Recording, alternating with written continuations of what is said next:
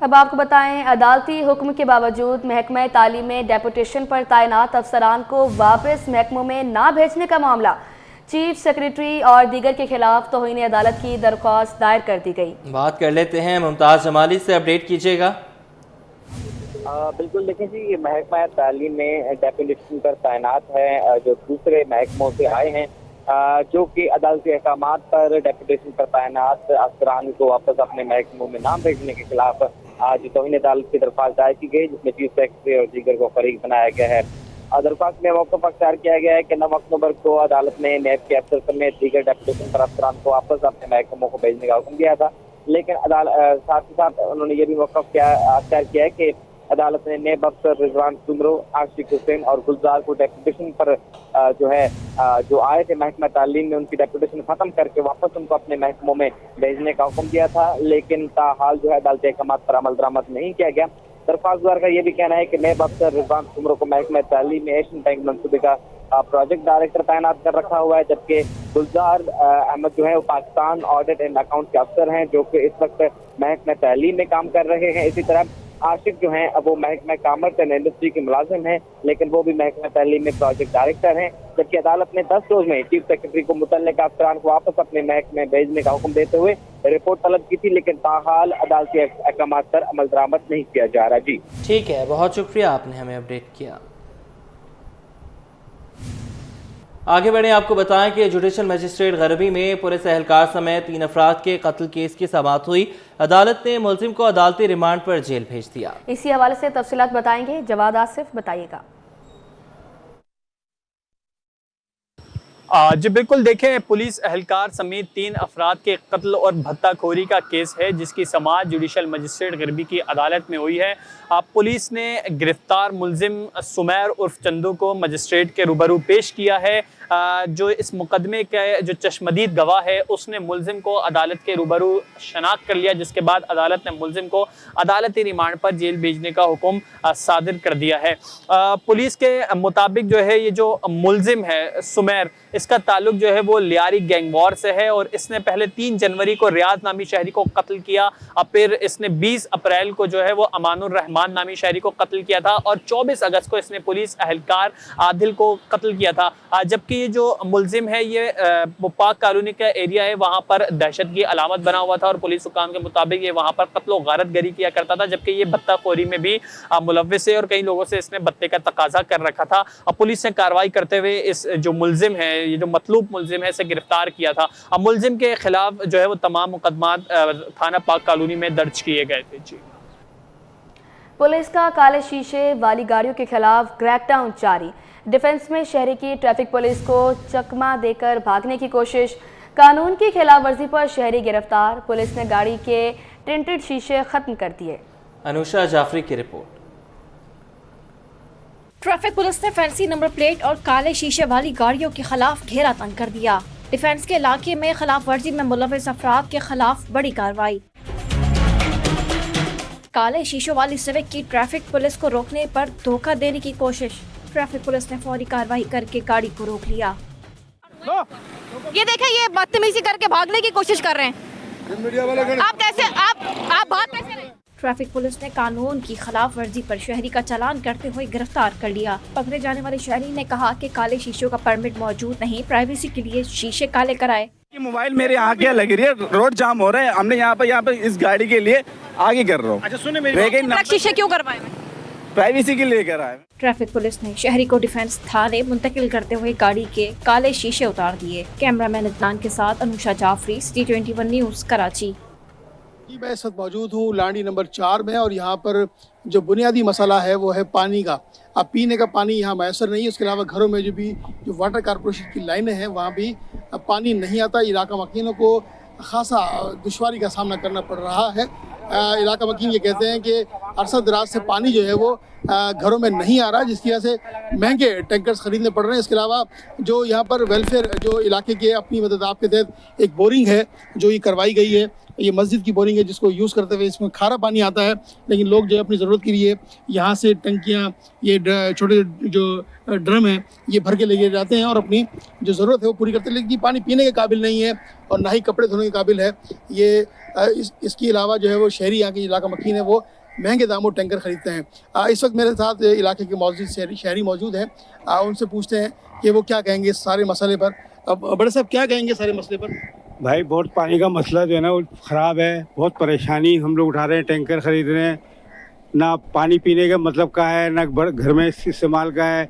घर इतने ख़राब हो रहे हैं, बोरिंग का खारे पानी है, घर ख़राब हो रहे हैं। लोग बेचारे जाने कहाँ से आते हैं यहाँ पानी भरने के लिए। अब आदमी काम धंधा देखे, ये पानी को देखे, सुबह शाम पानी, लाइट होती नहीं है, पानी उसकी भी परेशानी है। 2.5 घंटे लाइट जाती है, 1.5 घंटे लाइट आती है। सुने जब लाइट आती है तो थोड़ा बहुत पानी चढ़ जाता है, ले लेते हैं, फिर जो ना वही मसले का मतलब एक ये समझ लें कि एक अजीब जो है ना मतलब हम ऐसा लग रहा है कि जैसे कहाँ रह रहे हैं, क्या नहीं रह रहे। जो अरसद रसूल वाले लोग हैं, जो जिम्मेदार लोग, उनको चाहिए इसके लिए कुछ करें, इसको देखें। बहुत लोग परेशान हैं बेचारे, समझ आएगी। अच्छा बड़े साहब ये बताइएगा कि यहाँ के जो इलाके के नोटेबल्स हैं, जो सियासी MNA MPs हैं, उसके अलावा जो काउंसलर्स हैं, UC के चेयरमैन हैं, क्या वो इस सारे मामले से नाबलद हैं या उन तक आपकी रसाई नहीं हुई? नहीं, उन तक हमारी आवाज़ भी गई है और हमने कई दफ़ा जाके उनसे कहा भी है कि भाई इस मसले को देखे जाएँ। तो वो कह रहे हैं जी नई लाइनें डल रही हैं, इंशाल्लाह बहुत जल्द मसला हल हो जाएगा, लेकिन सालों हो गए अभी तक ये मसला हल होकर नहीं दे रहा है। जी नाज़रीन, बिल्कुल जैसा ये एक बुज़ुर्ग यहाँ पर वज़ू कर नमाज के लिए जो वज़ू कर रहे हैं और आप देखें घर में पानी ना होने की वजह से ये बुज़ुर्ग खासी दूर से आके यहाँ पर जो है वो नमाज के लिए वज़ू बना रहे हैं। इस तरह इन्हीं इलाका मकीनों का ये कह रहा है कि हुकाम बाला इस मसले को संजीदगी से लें और इस सारे मामले को देखते हुए इलाके के अंदर पानी की जो फरहमी है उसकी जो है वो फरहमी को मुमकिन बनाए, ताकि इलाका मकीनों को इस दुश्वारी से निजात मिले और जो पानी की अदम दस्तियाबी है उसकी दस्तियाबी को मुमकिन बनाए। जी। मंगूपीर से औरंगी टाउन जाने वाली शाहराह खस्ताहाल, मार्बल के ताजर अजियत का शिकार हो गए। All Karachi marble industry association के बानी इनायतुर रहमान कहते हैं कि रोड खराब होने से कारोबार बुरी तरह मुतासिर हो रहा है। हुकूमत ने 2019 में रोड की तामीर का फंड मंजूर किया था, लेकिन सिर्फ एक ट्रैक बन सका। मजीद जानेंगे वसीम इफ्तिखार से।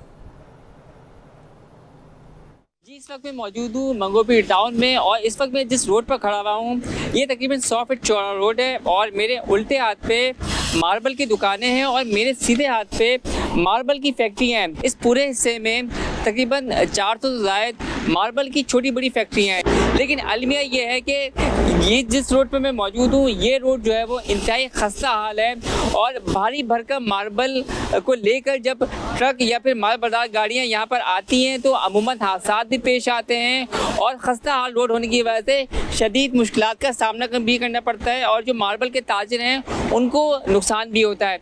इस वक्त मेरे साथ मौजूद हैं Inayatur Rehman Amzai, all Karachi marble industry association की। इनसे जानते हैं इनायत साहब ये सूरत हाल कब से दरपेश है और कितनी मुश्किलात पेश आती हैं जब मार्बल की गाड़ियाँ इस पे से गुजरती हैं? भाईजान ये रोड तो तकरीबन पिछले 15 नियामतुल्लाह के दौर में बनी थी ये वाली रोड और उसके बाद से आप इसका हाल देख रहे और गाड़ियों का लाना तो बहुत मुश्किल है इसके ऊपर। अब अगर आप गाड़ी लेकर आ जाते तो वापस उस गाड़ी पे नहीं जा सकते, ये हाल है इस रोड का। और ना आला हुकाम इस तरफ कोई अपनी तरफ इसको खींच रहे कि भाई आए, ये भी पाकिस्तान का एक हिस्सा है, हम भी पाकिस्तान के शहरी हैं, हम भी पाकिस्तान को ज़रा मतलब कमा के दे रहे। लेकिन अफसोस के हम अपनी इंडस्ट्री अपनी मदद आपके तहत जो है ना चला रहे हैं। इनका मुतालबा है कि हुकूमत जो है वो खुसूसी तौर पर इस रोड को बनाने में और यहाँ पे सहूलियात फराहम करने पर तवज्जो दे ताकि मार्बल इंडस्ट्री की जो सनतकार हैं, ताजिर हैं, उनकी मुश्किलात कम हो सकें। जी। शहर कायद में सड़कों पर बने पेडेस्ट्रियन ब्रिजेस भी टूट फूट का शिकार हैं। निश्ता रोड पर मौजूद बालाई गुजरगाह सड़क पार करने वालों के लिए खतरे की अलामत बन गए। मुनशियात के आदि अफराद ग्रिल उखाड़ कर ले गए। इसी हवाले से आगाह करेंगे मुमताज शिगरी। आगाह कीजिएगा। जी बिल्कुल, मैं इस वक्त गार्डन के इलाके नश्तर रोड में मौजूद हूँ और ये एक क्रॉसिंग पुल है, एक पुल है जिससे जो है बालाई गुजरगाह है। यहाँ से यहाँ जो शहरी है वो सड़क पार करते हैं। आप ये देख सकते हैं यहाँ के जो है ना ग्रिल है ना यहाँ इसके स्टैंड वगैरह है। मेरा कैमरामैन आपको दिखा रहा है, ये सारी चीजें वो सारी चीजें हैं जो नशेई उखाड़ के यहाँ से ले गए हैं। नशेई यहाँ पे आते हैं, यहाँ पे सोते हैं और सोने के बाद जो है यहाँ को जितना यहाँ पे लोहा लगा हुआ है, जितने ग्रिल्स यहाँ पे लगे हुए, सारी चीजें उखाड़ के लगाई है। मेरे साथ जो है कुछ शहरी मौजूद है, हम इनसे भी बात करने की कोशिश करेंगे। भाई ये 3 महीने से ऐसे पड़ा हुआ है, सारा कचरा पड़ा हुआ है यहाँ पे जो है सफाई का ख्याल नहीं करे, ये पोड्रेन और सारा ये छोड़ दिया। जी बिल्कुल, मेरे शहरियों से बात हुई, एक शहरी से जब मेरी बात हुई तो उनका कहना था कि जो है काफी अरसे से ये पुल जो है हस्ता हाली का शिकार है। उनका मुतालबा ये है कि बल्दियाती जो इदारे हैं वो नोटिस लें और गवर्नमेंट अफसर जो है नोटिस लेकर इस पुल को जो है तामीर कराए ताकि शहरियों के लिए जो है सहूलियत मुयसर आ सके। कहेंगे मेयर कराची बैरिस्टर मुर्तज़ा वहाब की सदारत में महकमा कच्ची आबादी का इजलास हुआ। गैर कानूनी तामीरात के खात्मे से मुतालिक मुख्तलिफ उमूर पर मुशावरत की गई। इसी हवाले से मज़ीद तफसीलात जानेंगे शुएब मुख्तार से। जी शुएब, आगाह कीजिएगा। जी बिल्कुल, मेयर कराची बैरिस्टर मुर्तज़ा वहाब की ज़ेर सदारत महकमा कच्ची आबादी का अहम इजलास हुआ है जिसमें गैर कानूनी तामीरात से मुतालिक जो है मुख्तलिफ उमूर ज़ेर बहस आए हैं। इजलास में म्यूनिसिपल कमिश्नर बल्दिया उस्मा कराची अफजल जैदी, मुशीर मालियात गुलजार अली अबरो, सीनियर डायरेक्टर कच्ची आबादी फराज अनवर शेख और मुतालिका अफसरान भी जो है वो मौजूद थे।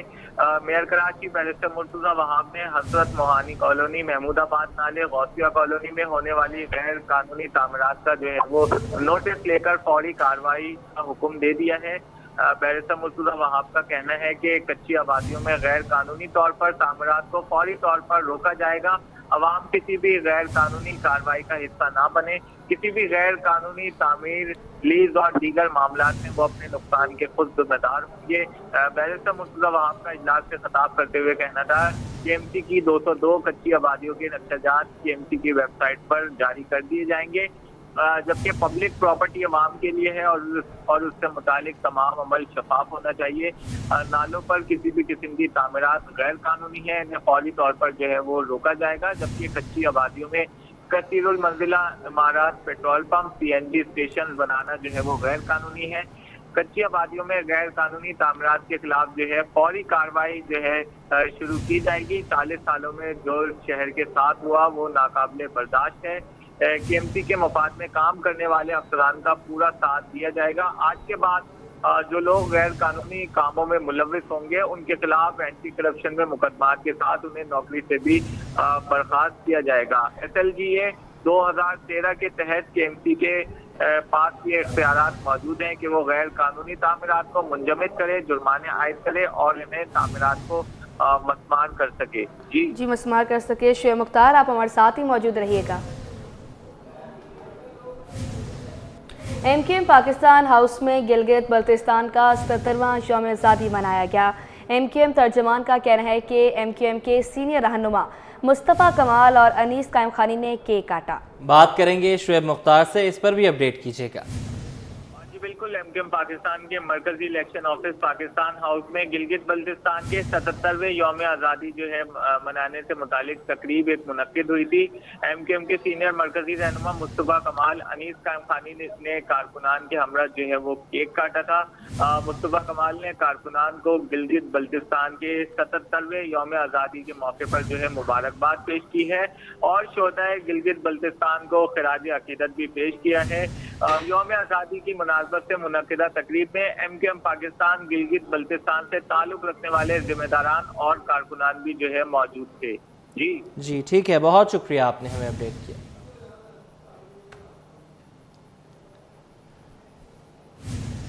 कारोबारी हवाले से खबर शामिल करेंगे। टैक्स वसूली का हदफ पूरा ना हो सका। अक्टूबर 2024 में टैक्स वसूली का हदफ 980 अरब रुपए था, जो 102 अरब रुपए शॉर्टफॉल से 878 अरब रुपए वसूल हो सका। रवा माली साल 4 माह में FBR की मजमूई टैक्स वसूली में 190 अरब रुपए का शॉर्टफॉल हो गया। तफसीलात जानेंगे अशरफ खान से, आगाह कीजिएगा। जी देखा जाए एफबीआई की टैक्स वसूली पूरी नहीं हो सकी। एफबीआई का अक्टूबर 2024 का अदद 980 अरब रुपए था, जबकि अक्टूबर 2024 में मजमूई टैक्स वसूली 878 अरब रुपए रही है। और अदद के मुकाबले देखा जाए अक्टूबर 2024 में 102 अरब रुपए का शॉर्टफॉल रहा है। और रवा माली साल 3 माह में देखा जाए टैक्स वसूली 2562 अरब रुपए थी और रवा माली साल 4 माह में टैक्स वसूली 3442 अरब रुपए रही है। रवा माली साल 4 माह का टैक्स वसूली का अदद जो है 3632 अरब रुपए था और मजमूई तौर पर देखा जाए जो हदफ था उससे रवा माली साल टैक्स वसूली में जो 4 माह में 190 अरब रुपए के करीब शॉर्टफॉल है। और साथ ही ये बताऊं कि एफबीआई ने रवा माली साल के पहले 4 माह के दौरान 169 अरब रुपए से जायद के रिफंड भी जारी किए हैं। जी ठीक है, बहुत शुक्रिया, आपने हमें अपडेट किया।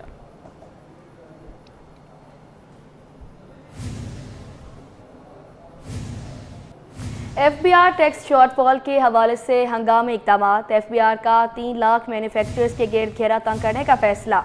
एफबीआर ने आईएमएफ को हंगामी इक़दामात से आगाह कर दिया। बात कर लेते हैं वकास अजीम से। वकास, डिटेल्स शेयर कीजिएगा इस हवाले से। जी, फेडरल बोर्ड ऑफ रेवेन्यू ने टैक्स शॉर्टफॉल को पूरा करने के लिए हंगामी इक़दाम करने का फैसला किया है और इन हंगामी इक़दाम से आईएमएफ को आगाह कर दिया गया है, जिसमें एफबीआर ने नॉन फाइलर्स के कैश लेन देन पर पाबंदी लगाने की तजवीज़ पेश की है और नॉन फाइलर्स जो कि सालाना 3 करोड़ रुपए के कैश लेन देन पर पाबंदी की सिफारिश भी की गई है। नॉन फाइलर्स सालाना 3 करोड़ रुपए की बैंकारी नहीं कर सकेंगे, उनको ना तो बैंकों में कैश जमा कराने की इजाज़त होगी और ना ही 3 करोड़ रुपए से ज्यादा कैश निकालने की इजाज़त होगी। इसी तरह नॉन फाइलर्स जो है उनके आसान बैंक अकाउंट्स के ऊपर भी पाबंदी लगाने की सिफारिश की गई है, जबकि इसके साथ साथ एफबीआर ने 3 लाख गैर रजिस्टर्ड मैन्युफैक्चरर्स के खिलाफ भी कार्रवाई करने का फैसला किया गया है, क्योंकि 86% जो मैन्युफैक्चरर्स हैं वो सेल्स टैक्स में रजिस्टर्ड ही नहीं है। इसलिए गैर रजिस्टर्ड मैन्युफैक्चरर्स को भी टैक्स नेट में लाने की तजवीज़ दी गई है और गैर रजिस्टर्ड डिस्ट्रीब्यूटर और होल सेलर्स को अशिया की फराहमी के ऊपर भी पाबंदी लगाने का फैसला किया जा रहा है। ठीक है, बहुत शुक्रिया, आपने हमें अपडेट किया। नाज़रीन, कराची चैम्बर ने महंगाई में कमी के पेश नज़र शहर सूद में नुमाया कमी पर जोर दिया है। सदर मोहम्मद जावेद बलवानी ने स्टेट बैंक को तजवीज़ दी है कि निजी शोबे के हौसला अफजाई के लिए पॉलिसी रेट में 300 से 500 बेसिस पॉइंट्स कमी की जाए। उनका मज़ीद क्या कहना था, आइए आपको सुनवाते हैं। देखिए, अक्टूबर 2021 के अंदर जो है आपका इन्फ्लेशन जो है 9.2 था और आज 6.9 है। जब 9.2 था 2021 में और उस वक्त जो है आपका इंटरेस्ट रेट था 7.2, तो इस हिसाब से तो ये 6% इंटरेस्ट रेट होना चाहिए। आज 17.5% है। तो हम ये समझते हैं कि कई को जो है फौरन 5% जो है 500 बेसिक पॉइंट कम करना चाहिए और फिर उसके 1 महीने बाद फिर करना चाहिए। कम से कम इनको 10% 2-3 महीने के अंदर कर देना चाहिए। और जो है स्टेट बैंक को भी देखना चाहिए, जैसे कि मैंने कहा कि 2021 अक्टूबर के अंदर 9.2% इन्फ्लेशन था, तो उस वक्त 7.2% इंटरेस्ट रेट था। तो उस हिसाब से आज जो है जो हमारा इन्फ्लेशन 6.9 है, तो उस हिसाब से गवर्नमेंट को ये सब चीज़ों को देखना चाहिए। जब ये चीज़ें मैनेज होंगी तो पाकिस्तान के अंदर इंडस्ट्री और मैन्युफैक्चरिंग सेक्टर जो है वो लगना शुरू।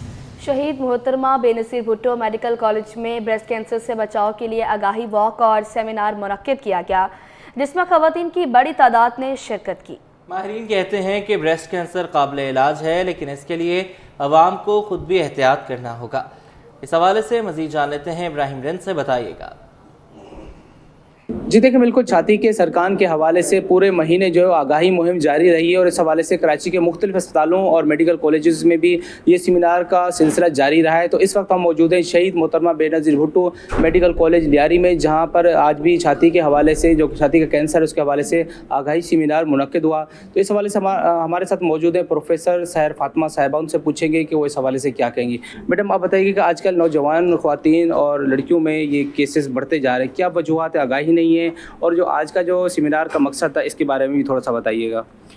जी, बेसिकली पाकिस्तान इस वक्त एशिया में टॉप मुल्कों में है जिनमें ब्रेस्ट कैंसर बहुत ज़्यादा कॉमन है, और उसकी एक वजह जो है वो डिनाइल है, यानी एक ब्रेस्ट कैंसर एक ऐसा इशू है जिसके बारे में जब हम ख़वातीन से बात करते हैं तो वो उसका इलाज नहीं कराती, या माँ बाप बच्चियों को इलाज के लिए नहीं लेकर आते।